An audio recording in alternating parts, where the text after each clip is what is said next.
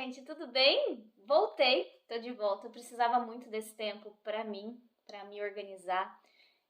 Beirei uma depressão, mas graças a Deus, muita orientação psicológica, médica, a gente conseguiu aí se equilibrar. O exercício, sem dúvida, foi imprescindível pra mim. Mas estamos de volta, né? Estamos de volta, vou voltar a produzir os conteúdos. Agora, não tanto mais no jogo, e agora mais lendo artigos e pensando como aplicar isso no online, como aplicar isso numa mentoria e vendo a melhor possibilidade, baseado em todos esses anos que eu tenho de experiência com Pilates e osteopatia, né? Que já são 10 anos. E é isso. O vídeo de hoje, ele é um artigo. Eu tô testando ainda o formato, tô gravando aqui, tô gravando minha tela e eu vou ver se durante o vídeo rola de colocar mesclado, de querer marcar alguma coisa e vou ver qual é o formato que mais funciona. Como é a primeira vez que eu tô fazendo, pode ser que não saia tão bom, mas a ideia é sempre melhorar, tá bom? Então vamos lá. Para o vídeo de hoje, então, a gente vai falar sobre um artigo que eu achei muito legal trazer.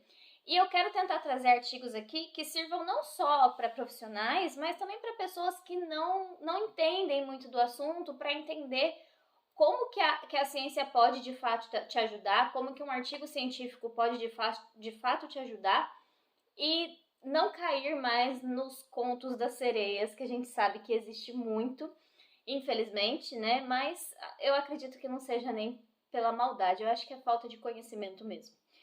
Mas a gente vai começar então a desenrolar, tá bom? O artigo que a gente vai ler hoje, que eu trouxe para vocês, que eu já li, fiz as minhas primeiras impressões e quero trazer também alguns questionamentos, é um artigo muito legal que ele vai falar sobre a dor lombar crônica, que a gente já sabe que é a maior queixa de incapacidade, não é queixa, maior... Ai, gente, aquela palavra... Maior índice de incapacidade, tá no 3º lugar de índice de incapacidade, se não me engano, tá escrito aqui no artigo. E também dor, né, porque um tá meio que ligado ao outro. Então, esse artigo é para falar qual é o melhor exercício para reduzir a dor lombar crônica, tá bom? Inespecífica, que a gente não tá falando de hernia de disco, que a gente não tá falando disso, a gente tá falando de dor lombar inespecífica. O que é uma dor lombar inespecífica? É aquela dor que, tipo assim, você sente um incômodozinho, você tá de boa, daqui a pouco começa a andar, você vai descer assim, nossa, dói, pega. Essa é a dor lombar inespecífica, tá bom? É comum você ter 2 episódios no ano, deixa eu só ter certeza dessa informação. Não tá aqui nesse artigo, mas é comum você ter alguns casos de reincidência no ano. Se não me engano, são de 2 a 4, tá? No máximo 4 por ano é comum. E é normal você ter reincidência da dor lombar, então não é porque você teve uma vez na vida que nunca mais você vai ter, não. Você pode ter de novo sim. E também, ao mesmo tempo que não é um alarde, meu Deus, é o fim do mundo, é sim um motivo para você começar a se cuidar hoje e para que no futuro, né, essa dor não aumente, não te prejudique, enfim. Bom, então esse artigo, ele é uma revisão sistemática. A gente tem a pirâmide dos artigos, tô colocando aqui na tela para vocês. E quanto mais lá no pico, mais difícil é de fazer, claro, porém mais confiável também é. É um artigo mais robusto, um artigo com mais informações fidedignas. Então a revisão sistemática ela tá ali na meioca, quase para cima. Então é um bom artigo. E aqui, nesse caso, é uma revisão sistemática de meta-análises. Então, a gente está pegando um artigo muito bom e revendo só artigos muito bons. O que isso faz total diferença. O que é uma revisão sistemática? A gente pega um período de tempo, cada artigo determina um, e nesse período de tempo a gente vai pegar todos os artigos que têm essas palavras-chave, que daí cada artigo usa um, tá? Daí tem que ver quais são as palavras-chave usadas, geralmente isso tá lá no método. Quais são as palavras-chave que estão lá? E daí eles fazem uma caça aos artigos e nessa caça tem uma infinidade, né? E aí vai passando por análise, critérios de exclusão, até chegar onde a gente quer com os artigos robustos que de fato vão trazer informação, tá bom? Então isso é uma revisão sistemática. Nesse caso, então, estão usando a meta-análise, que é ótimo, é maravilhoso, e a gente vai falar um pouquinho mais pra frente, tá bom? Bom, então aqui na introdução começa explicando o que é dor lombar, que é o mais comum, representa um alto índice de doença e de impacto na vida social, né, e no sistema de saúde. Fala sobre as maneiras de reduzir um pouco, né, essa dor. Com certeza, ficar deitado não é uma delas, né, porque fala muito sobre a importância de voltar às atividades o mais rápido possível. E o exercício é o primeiro, assim, né, é o the best aqui, das recomendações para você fazer para poder melhorar a sua dor. Então ele vem descrevendo quais são esses exercícios, aí vem falando do controle motor, exercício aeróbico, exercício de força ou alongamento, e quais deles, né, já foram estudados numa meta-análise. Depois, isso é muito importante falar, eu aprendi com o Léo Nascimento e vou trazer aqui para vocês. Eu vou trazer as impressões, mas é importante que vocês leiam tudo isso. Por quê? Eu estou trazendo as impressões baseadas no que eu vivo, no que eu atendo, no que eu tenho de experiência. Mas é importante que você leia e tire também suas próprias conclusões enquanto profissional, né? Porque é importante que a gente tenha as nossas impressões e as nossas opiniões. Bom, então ele vem trazendo isso, né? E aqui ele vai falar um pouquinho sobre o objetivo, né? Da pesquisa. Então, o objetivo da pesquisa foi determinar qual é o melhor exercício para reduzir dor e incapacidade com pacientes com pessoas com dor lombar. Aí eles vão levar em várias considerações, porque eles querem um grupo que tenha, né, diferenças naturalmente, mas que seja um grupo mais homogêneo. Isso eu vou falar um pouquinho na hora que a gente for para o critério de inclusão. Vamos lá para a parte de método, então, que é a parte que agora vai interessar muito a gente, né? Então, não só ler a introdução e o comecinho ali da metodologia, os objetivos, a gente precisa passar pela metodologia inteira para entender o que foi feito e ali já começar a tentar identificar se tem viés, se tem alguma coisa que não faz tanto sentido, para depois a gente ir para os resultados, discussão e conclusão, tá bom? Então ele se baseia, né, o método desse estudo, ele é baseado no Crockene. É muito bom, o Crockene é muito bom, ele é assim, hoje na fisioterapia é um dos melhores lugares para a gente pesquisar, para a gente entender, para a gente se basear. Então já começa lá no top 1. E aí eles fazem eles chamam de desvio de protocolo, que eles não definiram quais seriam as modalidades antes das preliminares. Então eles não definiram antes quais seriam as modalidades de exercício que eles iam usar. Então isso teve um desvio do protocolo da Crockene, que daí a gente já pensa assim, bom, eles já não fizeram exatamente como manda o figurino, fizeram um pouquinho diferente. Mas talvez não seja tão ruim assim. Vamos ver lá na frente qual vai ser o resultado disso, tá? Aí, como critério de inclusão, eles incluíram uma coisa que chama PICO. P-I-C-O. E aí, nesse caso, eles usaram um S ou a gente pode usar o T no final. O que é o PICO? É participante, intervenção, comparação e resultado. Nesse caso também, eles usaram o S, que é design de estudo.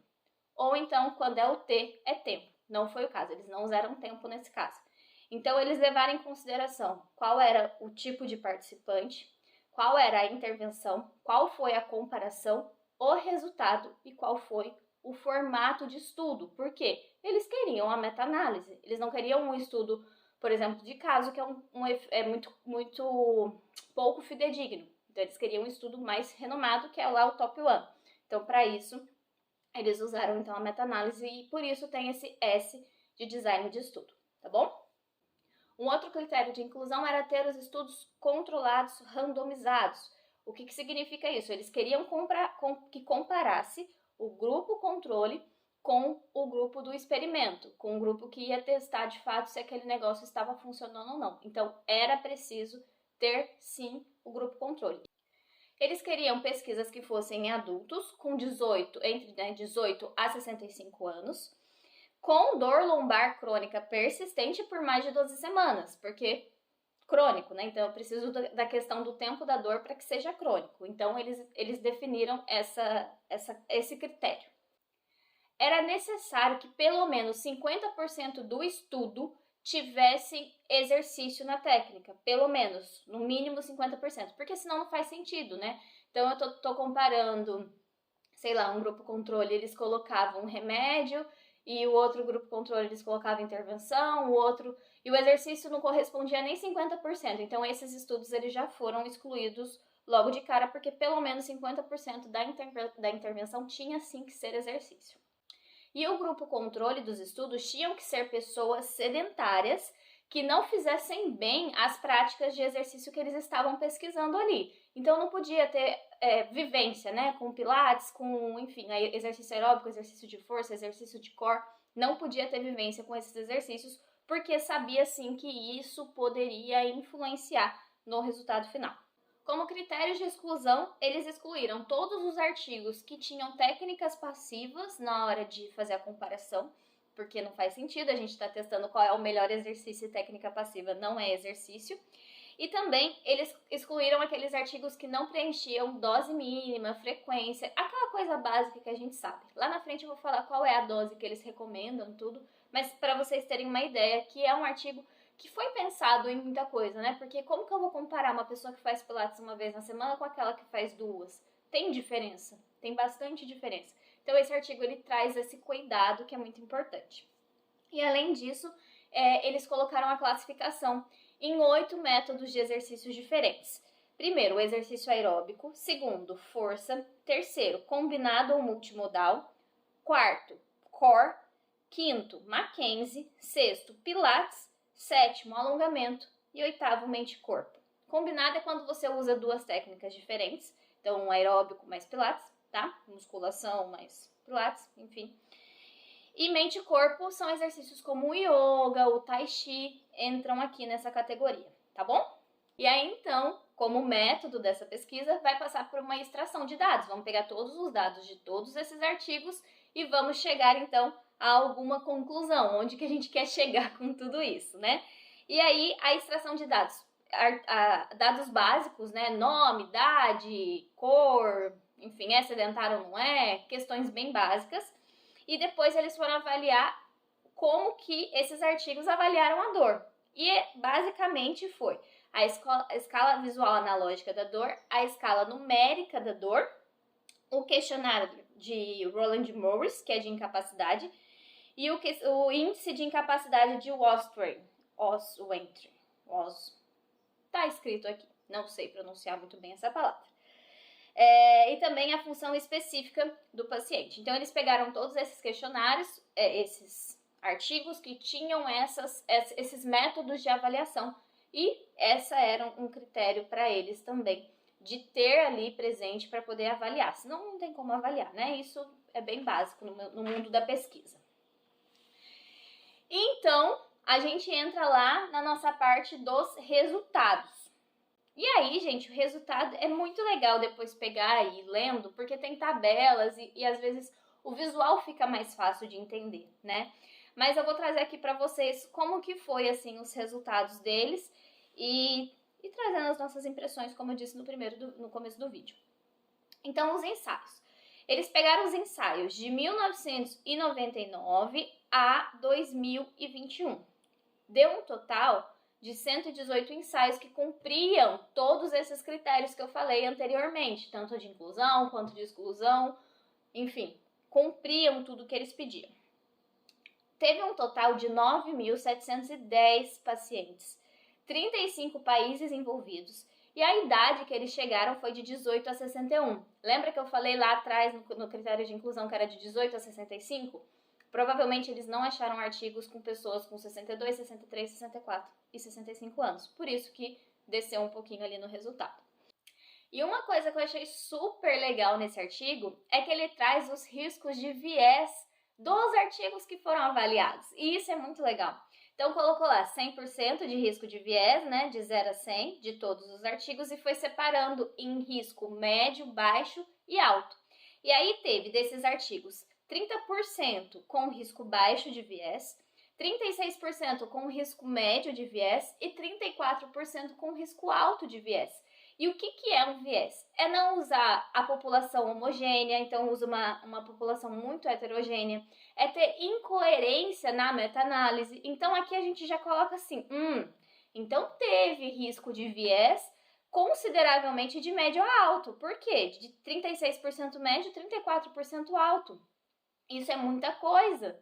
Então, a gente tem ali já que avaliar o quanto isso vai impactar no nosso resultado final. O quanto isso, de fato, é uma informação que eu posso bater o martelo. Então, percebam que a ciência ela não tem como bater martelo de nada. Ela direciona a gente para o melhor lugar. Mas, às vezes, ela pode estar incoerente, ela pode ter risco de viés. Entende? Então, isso é muito legal já, que a gente já comece a ter nosso critério, nosso senso crítico, porque isso vai influenciar na nossa profissão enquanto, fisioterapeutas e também enquanto a gente for paciente, porque a gente vai lá, claro, deveria ser assim, a gente paga para o paciente, para o terapeuta nos atender e deveria ser aquela confiança suprema e absoluta 100%, mas a gente sabe que as coisas não são bem por aí. E aí recomendam-se coisas que não são o melhor caminho para você, e daí você fica, meu Deus, mas será que isso faz sentido? Não tá fazendo sentido. E a gente tem que ter, sim, nosso senso crítico para entender se faz sentido, não faz sentido, vou por esse caminho, não vou por esse caminho, enfim, e entendendo um pouco disso daí. Bom, vamos então aos resultados, né? Para dor, nós tivemos o Pilates com 93% de eficácia. Ou seja, o melhor dos mundos, gente. Se o Pilates consegue resolver a dor em 93%, meu Deus do céu, né? E, claro, com sessões de 1 a 2 vezes por semana. Então, eles faziam sessões de Pilates de 1 a 2 vezes na semana e essas sessões foram eficazes em 93% dos casos. Então, é coisa pra caramba. Em segundo lugar, ficou mente e corpo com 82,9%. Nesse não estava descrita a dosagem. E exercícios de core de 66,2% de eficácia e pelo menos 60 minutos de exercício. Aí, aqui que começa, os meus questionamentos. O Pilates trabalha mente e corpo? Deveria trabalhar, se a gente for pegar a base do Pilates, certo? O core não é trabalhado no Pilates? Sim. Então, quando eu tô separando essas modalidades, o que é que eu tô falando que é o Pilates? O que é core? Vocês entendem que aí precisa de um estudo muito mais aprofundado? Tá, o Pilates é ótimo, eu não tô duvidando disso. Eu tenho certeza que ele é muito bom. Mas será que eu não preciso de um estudo mais aprofundado do tema para definir o que de fato é o Pilates? Ainda mais que a gente tá nessa nova era que o Pilates clássico é melhor que o Pilates contemporâneo, que o Pilates contemporâneo é fisioterapia. E por aí vai, nesses questionamentos, que vocês provavelmente já passaram por isso. E aí eu fico pensando, de qual Pilates eles estão falando nesses estudos? Vocês entendem o meu questionamento? E quando eu vou buscar a fundo, essa informação, eu não encontro. Eu não encontrei qual é o Pilates que foi pesquisado, até porque eu não vou ler, não li, pode ser que leia os 118 ensaios. Então, vocês entendem que quando fala que Pilates é eficaz 93%, a gente ainda não sabe direito qual é o Pilates que é eficaz? Tá, Mônica, a gente tá trabalhando fluência, todos os princípios, Respiração, concentração, fluidez. Tá, gente, eu concordo. Mas eu vou falar que a pessoa que fica colocando os pacientes de cabeça para baixo não tá fazendo isso? Tá, de uma maneira que eu concordo? Não, mas também tá. E qual que é o mais ideal?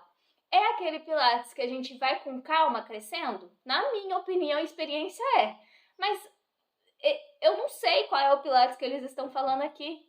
Vocês entendem o quanto a gente é escasso em pesquisa? A gente só tá falando que Pilates é bom. Beleza, qual Pilates agora? Porque olha o mundo, que tem de Pilates. Na Suécia, Pilates clássico era o melhor de todos. No Brasil, não tanto. Aqui nos Estados Unidos, tem tudo. Tem Pilates mirabolante, tem Pilates clássico, tem Pilates que era o estilo que eu trabalhava, que ia não seguindo só a ordem do clássico, mas com coerência, ia evoluindo. Vocês entendem meu questionamento? Faz sentido? Comenta aí pra mim se faz sentido o meu questionamento e o que vocês acham, né? Então tá, pra dor, Pilates é eficaz 93%, só pra gente não perder o fio da meada. Mente e corpo, 82,9%. E o core, 66,2%. É importante ressaltar que esse mente e corpo aqui, eles incluem tipo um exercício de meditação, tá? Que daí no Pilates realmente a gente não tem, mas eu sempre recomendava para os meus pacientes, então eu acredito que seja um caminho a se percorrer que a gente precisa sim olhar. E aí, para disfunção, a gente tem Pilates com 98% de eficácia, força com 77,7% de eficácia e core, mais uma vez, com 69,8% de eficácia. E aí eu fico me questionando, beleza, então eu vou me basear em Pilates, mente, corpo, core e força. Aeróbico não serve para nada? Serve. E aí é muito legal que esse artigo ele traz isso, que é preciso ter muita cautela ao repudiar os exercícios aeróbicos e de resistência, devido à escassez dos artigos que foram incluídos essas duas práticas. E aí agora eu vou trazer uma informação extra aqui, né? A gente já sabe que a corrida, ela faz um fortalecimento do disco intervertebral. Se eu tenho dor lombar, fazer esse exercício de corrida, né, de impacto ali, o soquinho, o impacto mesmo, é super importante para o meu paciente. Paciente com hernia de disco, é importante fortalecer disco. Então, olha aí, né, que universo que vai abrindo. Quer dizer, então, que só 4 são bons? De maneira alguma. Quer dizer que, baseado nessa pesquisa, o Pilates é o melhor, mas não é o único. O Pilates é um caminho. E aí, mais uma vez, eu coloco aqui para vocês o questionamento. Qual Pilates? O que é Pilates? Pegar uma bola e fazer exercício é Pilates? Colocar os métodos, os princípios do método nos exercícios de uma bola é Pilates? E aí depende de muita coisa. Então, assim, Pilates é maravilhoso, gente. Sem dúvida alguma, pelas minhas experiências, eu acho que Pilates, ele é, sim, um exercício com fácil adaptação. O paciente que nunca fez exercício vai gostar. O paciente que já faz alguma coisa, acha que é fácil chegar lá, não consegue fazer. Pacientes que estão me vendo aqui sabem disso. Quem já fez Pilates alguma vez na vida sabe disso. Então, Pilates é maravilhoso. Mas eu sempre coloco uma dúvida. Qual Pilates? E aí eu pergunto pra vocês. Qual Pilates? Vocês entendem? Faz sentido? E aí, quais são as limitações desse estudo? O de todos os artigos que envolvem pessoas. Quando a gente fala de dor lombar, a gente tem que pensar no modelo biopsicossocial, que são as partes biológicas que estão envolvidas na sua dor, psicológicas e sociais. Então, dor lombar, ela tem um impacto na vida social, porque você não vai querer ir em qualquer lugar. Vai naquele restaurante que tem aquela cadeira mais dura que você sabe que você não vai ficar confortável, você não vai querer ficar naquele lugar, né? Então, tem lá a questão social. Psicológicas, dor lombar causa incapacidade, gente. A gente falou muito disso, né? Nesse artigo é para isso, disfunção e incapacidade. E aí, cada vez que você se sente incapaz, você se cobra. Por que eu não tô conseguindo varrer a casa? Por que eu não tô conseguindo sair com os meus amigos? Por que eu não tô conseguindo? Por que eu não tô conseguindo? Por que eu sou tão novo e tô com essa dor? E aí, começa então a gerar problemas psicológicos, né? Os sociais vai meio que junto. E biológicos, claro, porque se a gente não tem uma boa alimentação, se a gente não cuida do nosso corpo, boas dosagens de vitamina, enfim, um corpo forte, um corpo, né, que consiga aguentar a bronca da nossa vida, não vai dar. Então tem essas limitações, porque cada pessoa tem a sua, né, a sua influência.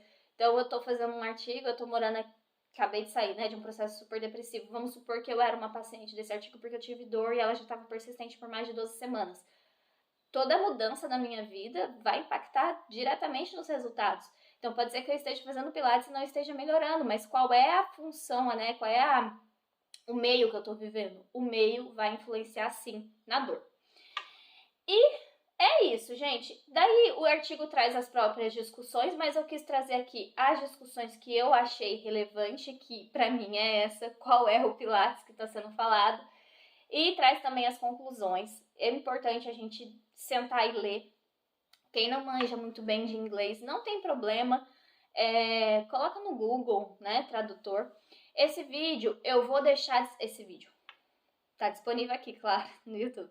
Mas o artigo eu vou deixar disponível para vocês no nosso canal do Telegram. O link tá aqui embaixo. O canal é e-mail da Karina, assim como o YouTube também é e-mail da Karina. Para vocês baixarem e lerem ele por inteiro, que é muito importante. E se você for profissional de saúde, seu paciente está lá, passa, ele gosta, né? Tem pacientes que gostam de ler. Passa esse artigo para ele, que eu acho que é super legal. E é isso, espero que vocês tenham gostado. Comentem aqui o que vocês acharam. Pretendo sempre ir fazendo isso, trazendo essas impressões. Espero ajudar, né? Esse é sempre o nosso objetivo. E um beijo e até a próxima!